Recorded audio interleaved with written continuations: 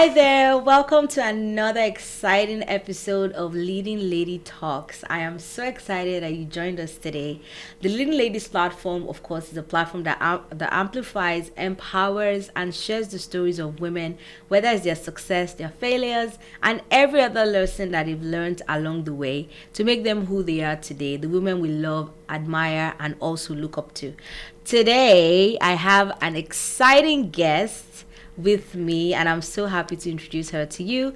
She's a professional who has been in the marketing and communications industry for over 12 years, and of course a delightful member of our community at Leading Ladies Connect.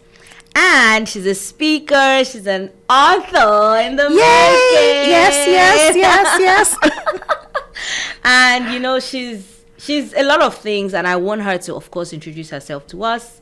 But one thing for sure is I know that this episode is going to be entertaining, uplifting, insightful, and of course, every time I get to talk to Priscilla, it's always something exciting to learn. So, welcome. Thank you so much, Abby. Thank you for having me. Hello, everyone. You look so great. Let's start from there. You too, lady in red. Look, like the outfit coordination today is just like, I did know. I tell you what to wear? Great minds. So, I mean, thank you so much for coming. I know that you're a very busy woman, and, you know, joining us today, of course, had to do a lot of planning and coordination, but having you here is quite a delightful experience. Thank you. So let's dive right into it. So who is Priscilla? I know that I know you, and a few other people probably watching would do, but, like, what do you do? Who are you? Let us know. Okay. Thank you for asking that question. So my answer typically is different depending on the platform. And I'm not trying to say, who am I today? Right. On Leading Lady Talks. I'm a media marketing and communications manager. And over the past, almost 15 years now, I have built various local and global brands across various industries and countries. I have worked with teams across 16 countries. I have built brands in CPG, tech, financial services, sports, nonprofit, and yes, I'm happy to be here today. But outside of my professional life, I'm an introvert. You are? I am an introvert. I do not believe that. A lot of people say that. I would typically be at home just watching all the Hallmark. I've seen almost all the Hallmark movies. I love sappy romance movies. And I love exploring the world as well with my best friend. I don't just say my friend, my best friend. And his name is Iyari, that's my husband. And so yes, I think it's a summary of who I am and what I do. And yeah. Wow. That's quite a rich profile. And I know, of course, in like preparing for this episode, I dived into like some of the work you do. I know you. So the way you introduced yourself was really unique to me because you said, "Oh, who are you today?" And I'm like, yeah, that's actually nice. Who am I today? But I learned about the work that you've done. Like you've mentored over like 150 women. You've done quite a bit for somebody. I don't know how old you are, but you look quite young. I'm young. Forever 21. Forever 21. Right. And, you know, I want to believe that, you know, you didn't get here just by, like, of course, going to school or acquiring degrees and stuff like that. Do you have any mentors or do you have anyone that you really look up to? That's a very important question. Thank you, Abby. So my father retired when I was 3 years old. Maybe I was almost 3 years old. He was in his 40s, so he retired early.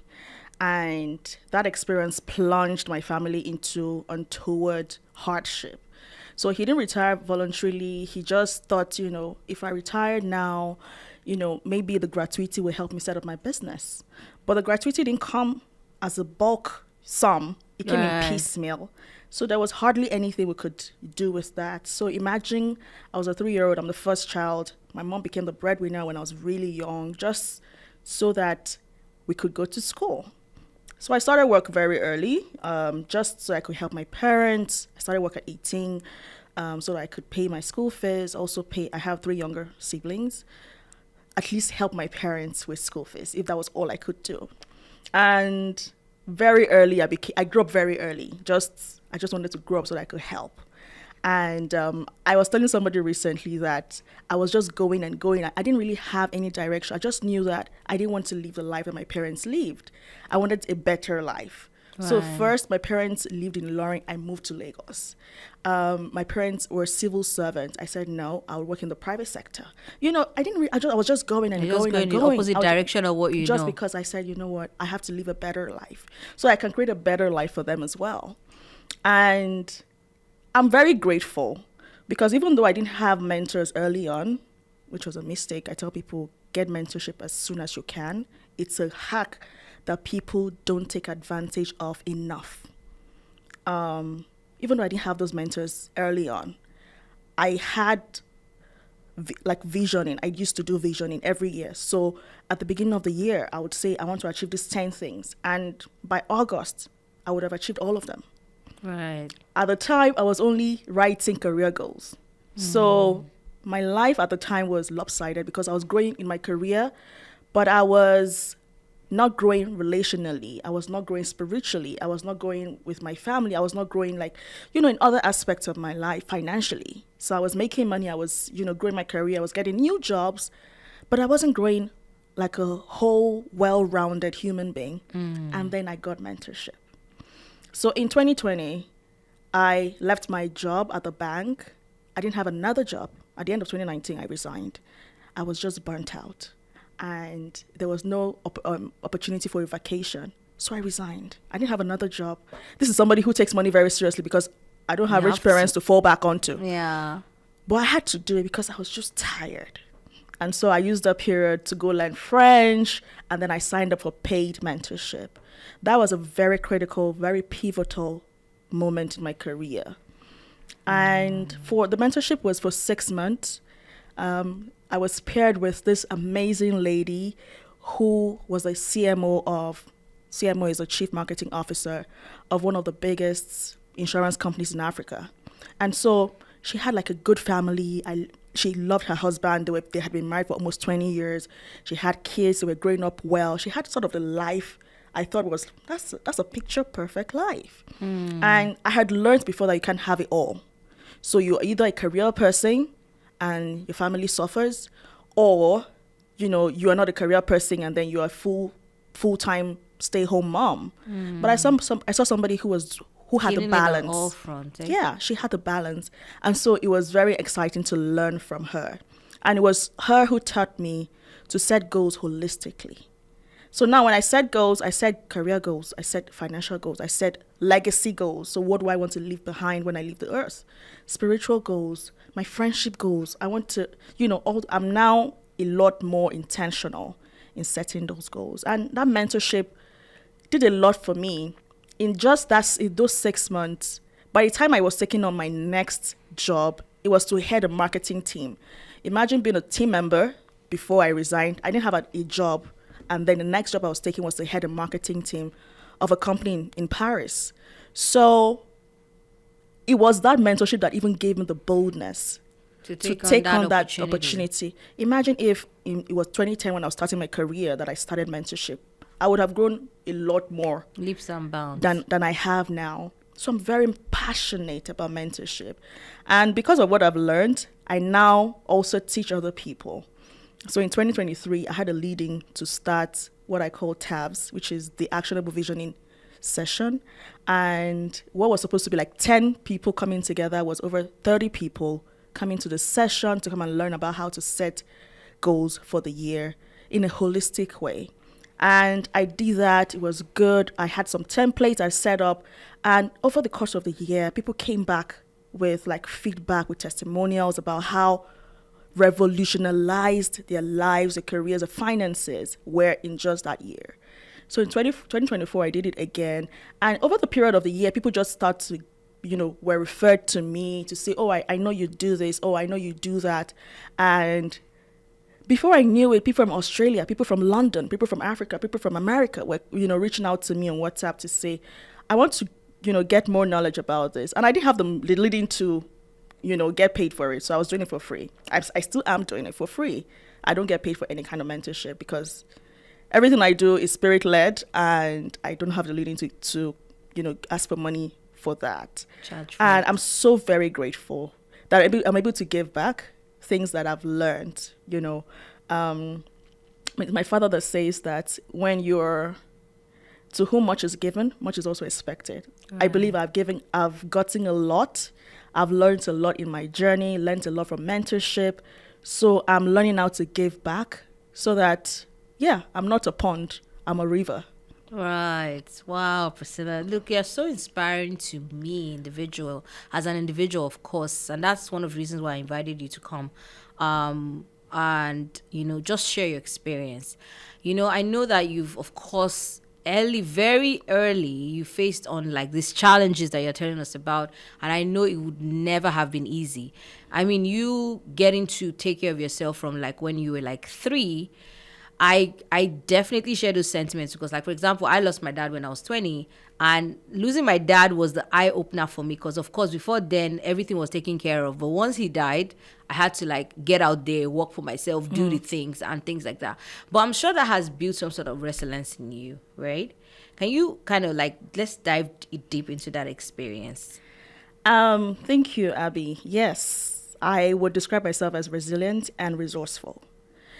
Just because I don't have, in Nigeria we call it long legs. Right. It meant that I had to find a way to do stuff. If I couldn't do it, I found somebody who could help me to do it. So even in my workplace, if you needed to get something done, you would ask Priscilla, because even if she can't do it, she'll find somebody to do it.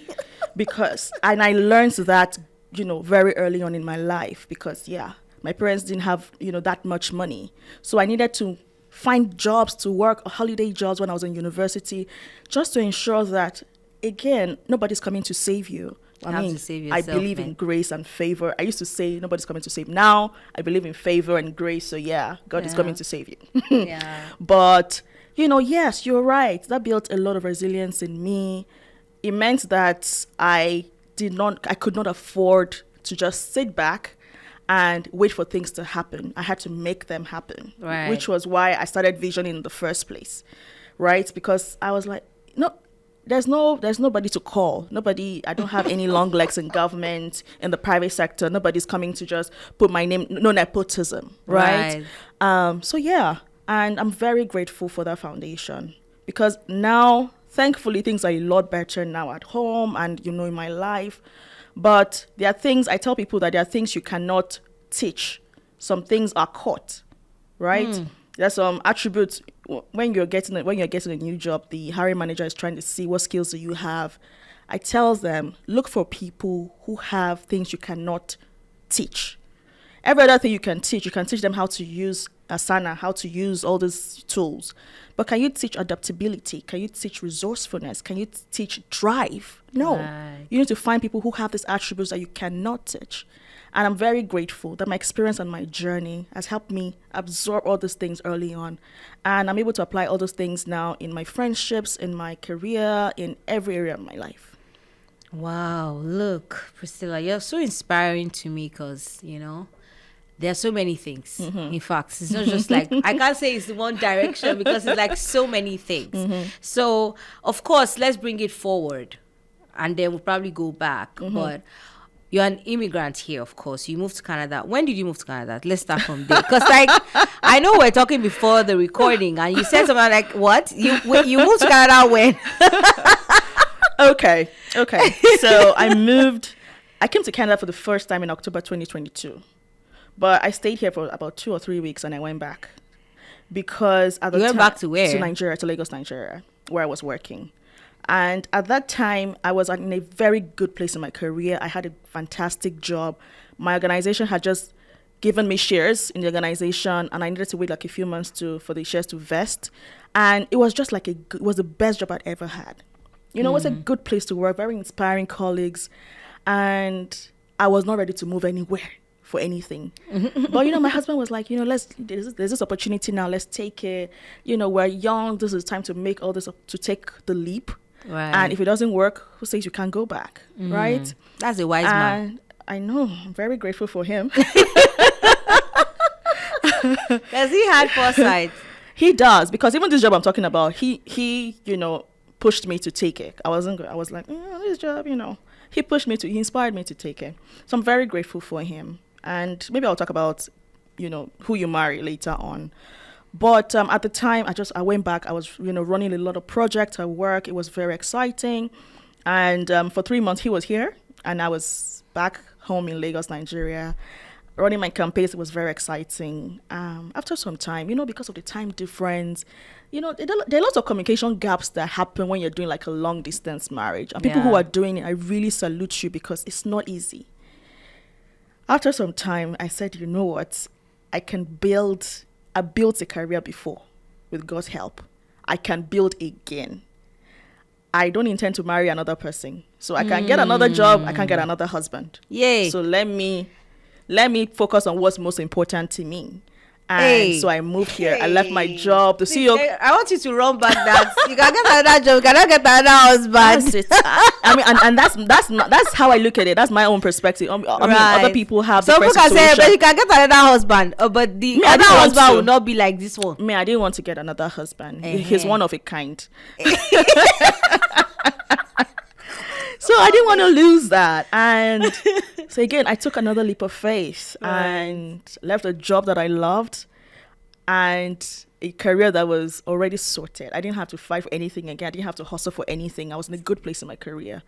And I came to a very new country. So I finally moved here in end of January of 2023. And for the first 2 weeks when I moved here, I cried every day. It felt like I was mourning my life, my life that I know. I had a driver, I had like a good career, I was good, right? But it was a nice opportunity. It was a change of scenery. And after all those 2 weeks, I knew that, it's time to get to work. It's time to get to work. Now. I'm you here might now. as well. Make the most of it. And so I put my back into it and I started to find a job. First, I started with consulting for small businesses. Because of all the skills I have as a marketing communications manager, I was able to help two small businesses build their strategy to promote their businesses and things. So I was doing that for a while before I then joined Face in August of 2023. Right. So, look, you've said a lot. I've said a lot. But I love it because it's really like the fire starter. Like you just have to keep going. There's no standing on one spot, right? And now we're talking about like your work and stuff like that. I mean, you're saying Face. A lot of people don't know what Face is. What is Face? So Face is a Federation of African Canadian Economics. It's funded, is a program funded by the government of Canada. It's a part of the Black Entrepreneurship Program. We provide loans for small Black businesses in Canada, not just small business, just Black businesses, Black-owned businesses in Canada, between $10,000 to $250,000. So if you need funding for your business, Face is that place for you to get funding for your business. There's a lot of systemic barriers that Black businesses face, and that is why what Face is here to address. Right. And I know that you are the regional marketing and communications manager. As a business leader, what would you say is one of your biggest takeaways? I know you talk to business owners every day, but you're in that space, of course, with your own personal experiences as well. What would you say would be like your biggest life takeaway from like running your business all these years? So I don't have my own business, but I work with a lot of entrepreneurs who do. Right. I've tried it before, and I've come to the conclusion that we're not all made to be entrepreneurs. Some of us are intrapreneurs, there to help entrepreneurs bring their ideas to life. So one of my big things is I'm an executioner. So a lot of entrepreneurs have like big ideas.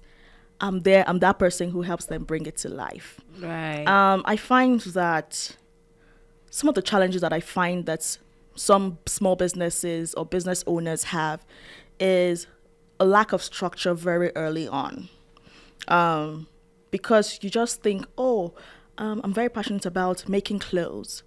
I want to start to make clothes. And then people start to make clothes without a proper plan.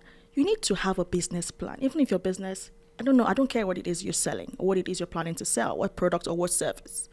You need to have a business plan. You need to have a forecast of what is this business going to do over the next few years, right? And another mistake I find within our community that business owners make is they build businesses to cater to just themselves, their family members, and their friends.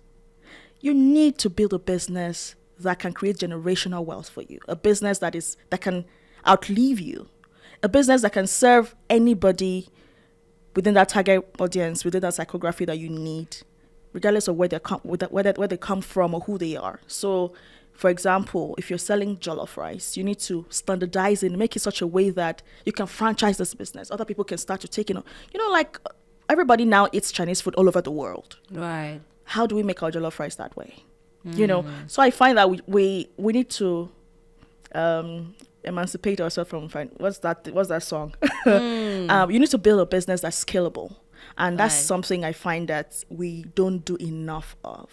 Yeah, I think I would say, like, in summary, what I think would summarize like what you're trying to say is, most times business owners only build for now. They don't build for tomorrow or even 25 years, 20 years from now. Absolutely. And of course, that's one of the things that faces, like, in the business of doing, which is like, of course, providing funding and also kind of support for these businesses, right? Yeah, absolutely. So yeah, community building, because of course we're doing this with Face. Of course, you are now like part of the community. What would you say is one of the most important parts of being part of a community, for example, like Face or even Leading Ladies Connect? Yes. Okay. So I'm writing a book, like you mentioned earlier. Author in the house. Yes, and one of the things I talk about is transitions. Right. I believe very strongly that we're not meant to do life alone. Right. If you're out there and you think, oh, I'm a loner, I don't like people. And like I told you earlier, I'm an introvert. But I also know the impact, the value that being in a community brings to you. Right. It's a hack. Why do you have to struggle? Why do you want to struggle? Why do you want to hustle? My best friend says that you don't get extra stars in your crown in heaven because you've hustled and struggled. So why do you want to struggle? If you can belong to a community where you can get support and everything you need, why don't you want to maximize that? Right. At Face, if you come to Face, there are so many people within our ecosystem, so many organizations with the ecosystem who can help you build a business plan, your financial projection, help you file your taxes if that's what you need, give you wraparound support and mentorship. Why do you want to hustle? Why? In Leading Ladies Connect, I found a lot of, so sometimes I'm looking for somebody who does this. They are right there. Everybody, like, they're right there. If Abby doesn't know, somebody within the community knows. Right. There's so many opportunities that are shared on the Leading Ladies Connect group every day. Yes, you can go by yourself to go and Google it. But how many things can you possibly find? As an individual. Belonging to a community, you have nothing to lose and everything to gain. It's something that everybody should take advantage of, really. Because, like I said, we're not meant to do life alone. Life is easier, better, and you move faster when you're moving together with people. Well, so they say when you go alone, you go fast. When you want to go far, you need to go with other people. Yes, they give you that sustenance, that resilience, that will within you right. to go farther. Yeah, and I feel like with communities also, there's a bit of like accountability. Absolutely. Sometimes I'm not necessarily an official accountability, but when you feel like I'm in a space where other people are probably like me or even facing like similar challenges, it's easier to, ask for help. And, somebody's like, okay, maybe they've been there or they're even in the same boat as you and stuff like that. But yeah, I wanted to learn from you, of course, on this episode, like, of course, I'm sure you read books. You're an author yourself now. What books, what podcasts, or who are your business or professionals, or even people that you look up to that you listen to? What books or podcasts would you recommend? I would recommend Leading Lady Talks. Because something. Thank you. Because there are a lot of phenomenal women that come on this podcast that you can learn from their journey, their experiences. So please do yourself a favor and listen to every episode. To our channel. Subscribe to our channel. Tell your friends about it. Share. And publicize as much as possible. Right. I've not been reading as much as I used to. I used to read a lot. In fact, at a point when I wasn't reading books, when I didn't have any books to read, I would read a dictionary because I just wanted to be reading. But now, life, I'm so busy. Hey.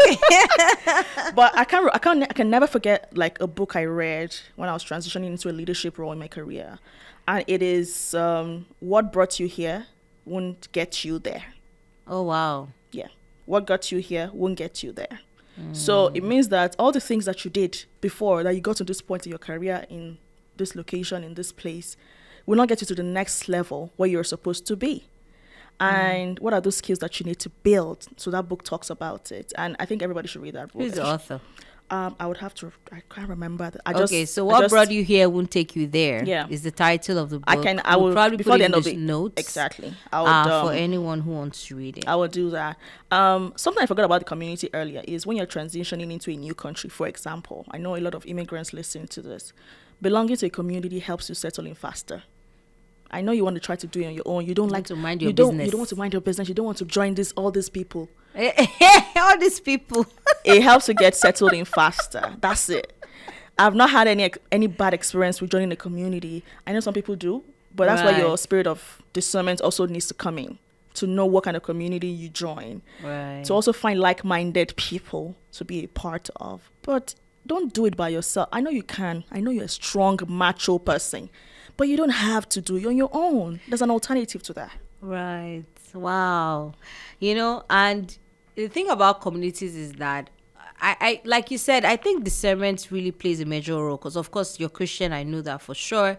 I'm Christian as well. I mean, there's so many relationships that sometimes, I mean, except you're not really listening to like your inner witness, which is like, I think you should stay away from this person, or I think you should pursue this person, because that witness usually will tell you go this way or do not go this way, right? I believe that regardless of how your experiences have been, there are still good people in the world. Oh, yes. And if you believe that good people will come to you, good people would continually come to you. Okay, so let me tell you something I do. I like to travel. I've traveled to, I think, 13 countries now so far. I'm getting there. One thing I do when I'm traveling is I take a lot of thank you cards. I love cards, so I always have cards. Oh, me too. Handwritten notes. Oh, I love them. So I take thank you cards along when I'm traveling, because I expect that people will be kind to me. Hey. And I want to say thank you. I want to leave them with something just to say thank you. So if you continue to do your own thing, continue to build your own, good spirit and good energy, and expect that people will be kind to you. Not everybody's out to get you, right? Expect that. Just anticipate that people will be kind and nice to you. So I know that you might have been burnt in the past, but it doesn't mean that the next person is going to burn you too. You need to expect that good things will happen for you. Wow. Well, I'm with you on that one. As you know, I'm very big on affirmations, and that's like one of the major driving forces for me as an individual, which is like, I always expect the best things to happen to me. I always expect the best things to come to me, and that's like, you attract what you think, right? And the things that you speak for as well. So of course, in bringing everything together now, I know you do work with young women everywhere, whether they are older or even people that are like in the beginning of like figuring out, what do I want to do with myself, what kind of life do I want to live. We have a part of the show where you actually talk to the camera, so your camera is over here at the back, and you're able to address maybe that woman in Tanzania, in Australia, like you mentioned earlier, or even somebody in the United Kingdom that will probably watch an episode of this podcast. Just encourage them from your own side of the world, like no matter where they are right now. Okay, so hi. I don't know where it is you're listening from, but as she was asking that question, what came to my mind to say to you is, don't disqualify yourself. A lot of times as women, we see opportunities and we think, oh, I have just 6 out of the 10 qualifications I require. Don't disqualify yourself. What's the worst thing that could possibly happen? They will say no, and you move on. But what if they say yes? A lot of times we plan for the worst case scenario. Sometimes anticipate a best case scenario as well. Don't disqualify yourself. What's the opportunity right there, lying on your table, lying on your phone, that you're keeping on the side because you think you don't qualify for? Go for it. Again, what's the worst that will possibly? They will say no, and then you will move on to the next thing. You're not a rock, right? So you can move, you can pivot. You can change whatever current situation you're in right now. Don't wait. Don't, stay comfortable where you are. I mean, it's good to be comfortable, but always think to yourself, is this the best I can be right now? my life motto is the best or nothing. Sometimes the best looks different every day, but I'm constantly looking for, is this the best situation for me right now? And if it is not, like I said, I'm not a rock. I move, I pivot, and I find what is perfect for me in that season. Don't disqualify yourself. A lot of people, other people who have these things, these opportunities, are people like you. My mother says they don't have two heads. You don't have two heads as well, so you can get it done. Okay? So get there, get to acting, and do what you have to do today. Wow, thank you for sharing that. And like Priscilla has told you, don't disqualify yourself, regardless of how it is, whatever opportunities you find. The thing is, for someone like me, I'm always looking for opportunities. And I always try to tap into opportunities. And I guess the more you work, I guess the luckier you get. I think absolutely. it's a quote. I read that quote somewhere. I'm not sure where. But it's like the more you put in the work, the more opportunities present themselves to you. Absolutely. Right. So, lastly, I know you're a member of the Leading Ladies community. Yes. And I just want you to shed more light on what you think about, community building and what impact the Leading Ladies community has, brought to you as a person, as a business leader, and even as an individual. I joined the community last year when I met Abby. Yeah. And she spoke to me about it. And I was like, okay, yet another community. Oh my God. But I joined this community, and it is the passion of Abby and all the other members of the community that really got me like, oh, okay, it's not just like any other community. And that was very fascinating to me, because a lot of times people just join these communities and stay back. But you have people here in this community trying to pitch in, trying to help. Somebody asks a question, everybody's trying to help them. And I was like, oh, okay, this is such a positive place. Yay. And maybe it's Abby's energy or her positivity. I've met quite a number of people within that community in physical events, and they're so energetic, so positive. I really like to surround myself with people who are positive people, because the world is bad enough as it is. I like to curate my environment, and I really love the women there. They're very inspirational, doing a lot of amazing things in their careers and in their businesses, and they're just very eager to help, very happy to help, very positive. And I'm very grateful to be surrounded by those amazing powerhouses. So if you are not yet a member, you need to join.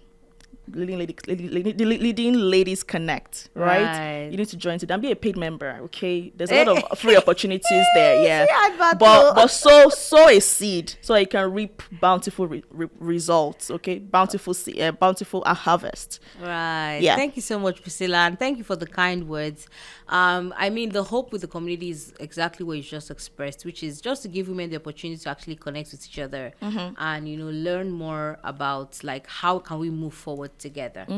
And for anyone who is watching and wondering what Leading Ladies Connect is, you can find out more about Leading Ladies Connect on our website, www.leadingladiesconnect.com. You will find everything you need to know, all our past events, upcoming events, and everything else.